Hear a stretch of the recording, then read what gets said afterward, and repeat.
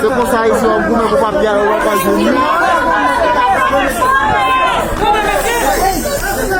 cálmate por favor, cálmate. Oye, silencio por favor.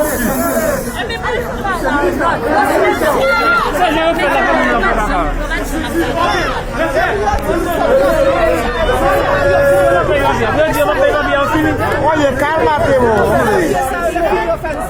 No te entiendo lo que está pasando ahí.